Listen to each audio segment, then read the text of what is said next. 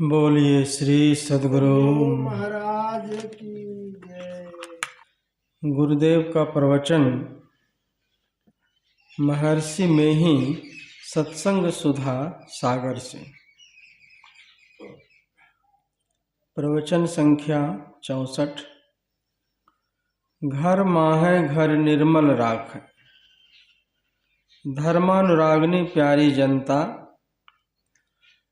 मैं क्या कर रहा हूँ यह कल से आप सज्जनों को विदित हो रहा है। मैं भागलपुर के लिए नया आदमी नहीं हूँ। मैं 1909 ईस्वी के पहले से यहाँ आता हूँ।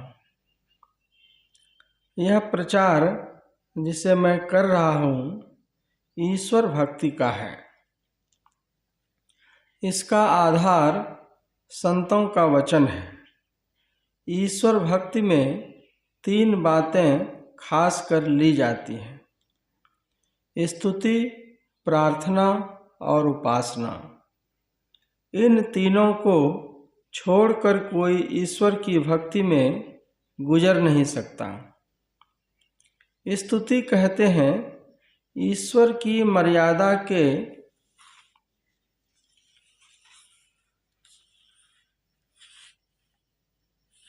गुणगान को, बड़प्पन का वर्णन करने को। इससे श्रद्धा उपजती है और अपने लिए मालूम होता है कि यदि वे मुझे मिले तो मैं सारे कष्टों से छूट जाऊं। ऐसा होने से मन में होता है कि कैसे मिलेंगे। इससे उसको प्रेम होता है और उससे मिलने के लिए जो यत्न करता है वह भक्ति होती है। ईश्वर प्राप्ति के विषय में संत कबीर साहब का पद है: घूंघट का पट खोलो तो तुमको प्रभु मिलेंगे। घूंघट का पट खोल रे तो को पीब मिलेंगे। घट घट में वह साईं रमता, कटुक वचन मत बोल रे। धन यौवन का गर्व न कीजै, झूठा पचरंग चोल रे।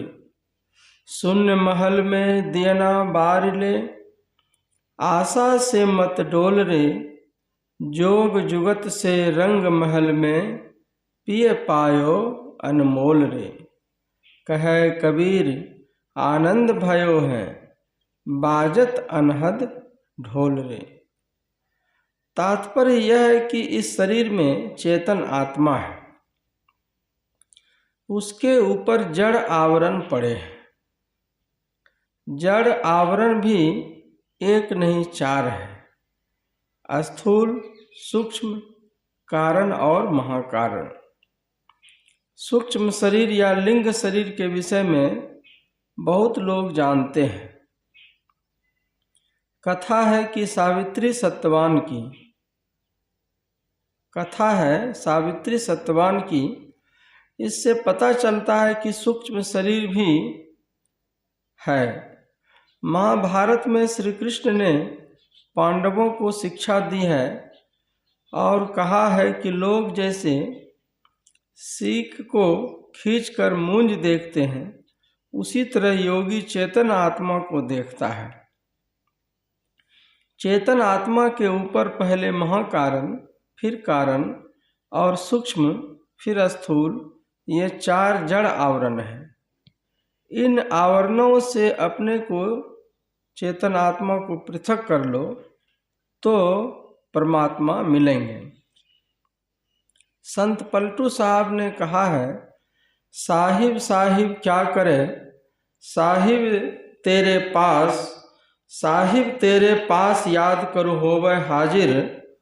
अंदर धस के देख मिलेगा साहिब नादिर। मान मनी हो फना नूर तब नजर में आवे।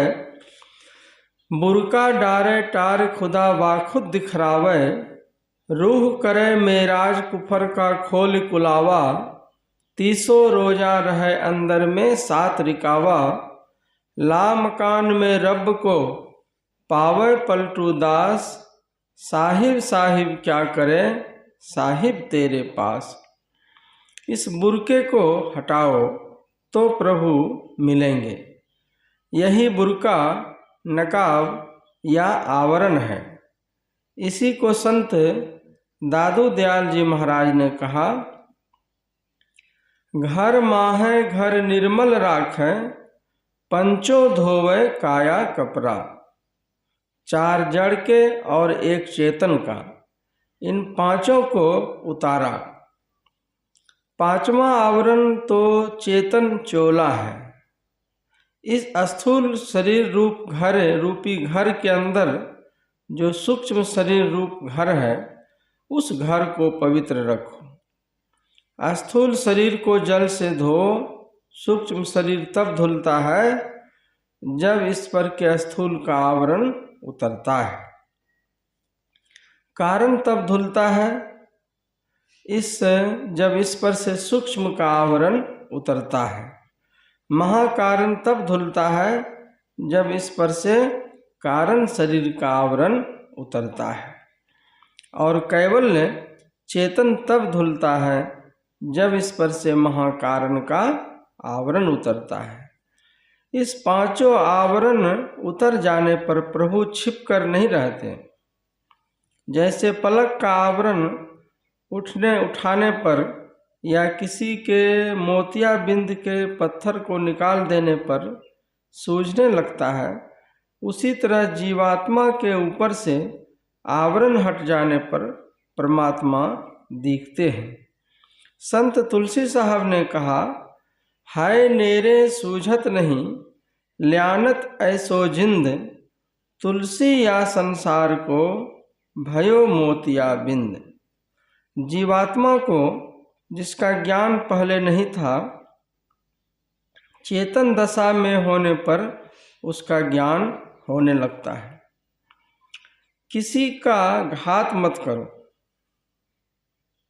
जीवात्मा को जिसका ज्ञान पहले नहीं था, चेतन दशा में होने पर उसका ज्ञान होने लगता है। किसी का घात मत करो। कटु वचन से हिंसा होती है। जैसे तलवार से काटते हैं, उसी तरह वचन से भी लोग पीटते हैं, काटते हैं। पुनः संत कबीर साहब ने कहा, संसार के धन यौवन का घमंड मत करो। यह शरीर रूप पचरंगा चोला झूठा है। संत कबीर साहब शून्य में ध्यान करने की युक्ति बताते हैं।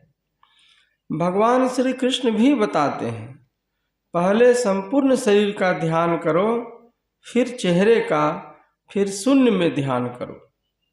इसी शून्य का ध्यान करने के लिए संत कबीर साहब ने कहा, शून्य महल में दियना बारिले, आशा से मत डोल रे। इसका लक्ष्य बहुत छोटा होना चाहिए, वही परम बिंदु है। जैसा बिंदु बाहर में स्थापित करते हो, वस्तुतः बिंदु ऐसा नहीं होता। इसके लिए संतों ने कहा, आंखें बंद करते हो, वही कागज के सामने देखने में आता है। अंधकार ही अंधकार नजर आता है। पेंसिल रखो, ख्याल मत करो कि वहां क्या होगा। पेंसिल रखते ही चिन्ह होता है। उसी प्रकार दृष्टि की नोक जहां स्थिर होगी, वहीं कुछ उदित हो जाएगा। इस प्रकार कुछ ख्याल किए बिना दृष्टि को स्थिर करो, अपने ही आप उदित होगा। निराशा देवी की गोद में मत जाओ, नाउम्मीदी की गोद में मत बैठो। जो नाउम्मीदी की गोद में बैठते हैं, उनसे होने वाला काम भी नहीं होता है। बिना बिंदु के रूप मंडल नहीं बन सकता। बिंदु को पकड़कर स्थान पर पहुंच जाना बहुत बड़ी बात है। स्थूल से ऊपर उठा, गोया एक घूंघट उतर गया।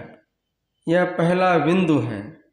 जहाँ तक आकाश है, वहाँ तक शब्द है। इसीलिए साधक को चाहिए कि उसको पकड़े।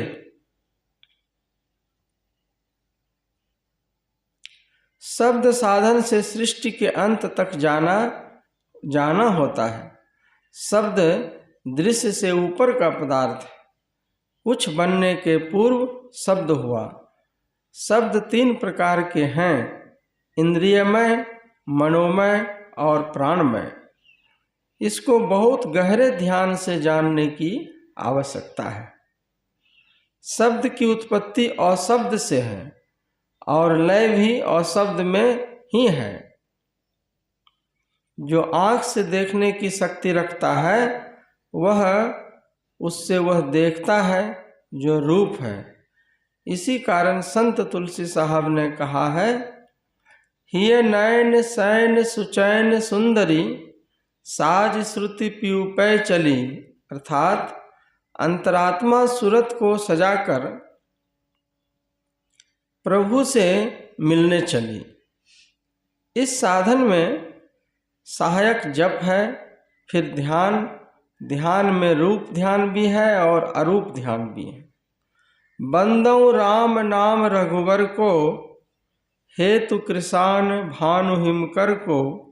विधि हरिहर मैं वेद प्राण सो, अगुण अनुपम गुण निधान सो। नाम की महिमा का वर्णन संत कबीर साहब ने भी बहुत अच्छा किया है। योग सिखोपनिषद में कहा, अक्षरम परमो नादः शब्द ब्रह्मेति कथ्यते। नाम 2 प्रकार का होता है, एक वचन में आता है, दूसरा श्रवण में आता है। जो मुंह से बोलते हैं वह वर्णात्मक है, और जो वर्णों में लिखा नहीं जाता, जिसकी ध्वनि होती है, उसे ध्वन्यात्मक कहते हैं। शब्द में गुण होता है कि सुनने वाले को वह अपने उद्गम स्थान पर ले जाता है, और उसके मूल में जो गुण रहता है उसको लिए रहता है, और सुनने वाले को उससे गुणान्वित करता है। एवं प्रकार से शब्द साधना के द्वारा ईश्वर तक पहुँच जाता है। यह प्रवचन भागलपुर जिला अंतर्गत मिर्जान हाट मोहल्ला में दिनांक 28 फरवरी 1954 ईस्वी को रात्रिकालीन सत्संग में हुआ था। श्री सद्गुरु महाराज की जय।